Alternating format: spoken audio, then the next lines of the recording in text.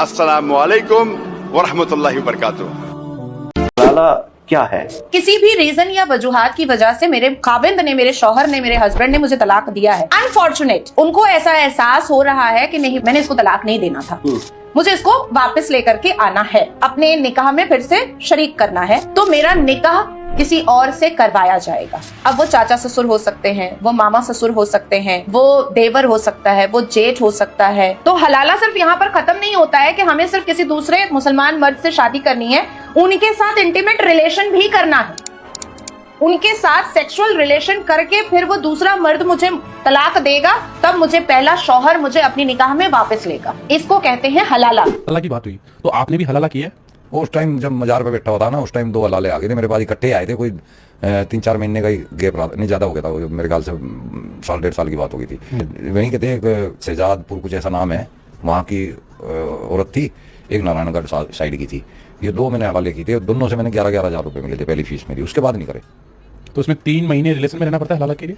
नहीं, 2 दिन भी रह लो चाहे 1 दिन रह लो, कोई दिक्कत नहीं है। हलाला का नाम ले लेकर ये लोग सोशल मीडिया पर इस्लाम को बदनाम करते हैं। इस्लाम में हलाला का कोई भी कॉन्सेप्ट नहीं है। 3 तलाक के बाद बीवी अपने शौहर से निकाह कर सकती है, कैसे और कब, इसको जानने के लिए आपको ये वीडियो ध्यान से देखना पड़ेगा। और हलाला इस्लाम में नहीं बल्कि हिंदुइज्म में है, जिसका नाम नियोग प्रथा है। अब आप इसके ऊपर रिसर्च कीजिए। फिलहाल हम ये वीडियो देखते हैं। हमें हिंदू धर्म में बहुत सारी ऐसी प्रथाएं थी जो हमारे पूर्वजों ने उन्हें खत्म करवाया। सती प्रथा ले लीजिए, अभी तो दहेज प्रथा के लिए लड़ाइयां चलती रहती हैं। आज मुझसे भी कोई बहस करेगा तो मैं भी कह दूंगी गलत है।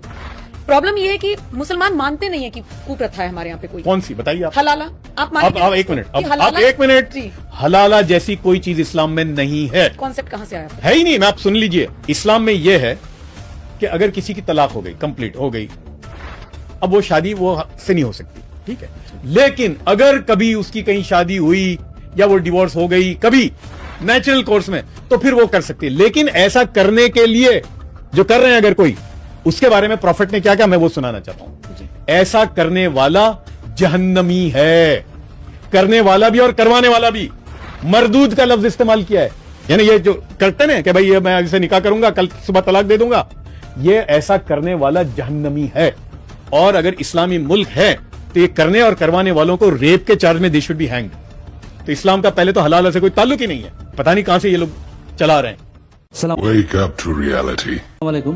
My name is Deepan Chakravarti and I am a student as well. I am pursuing graduation and I also work in a call center.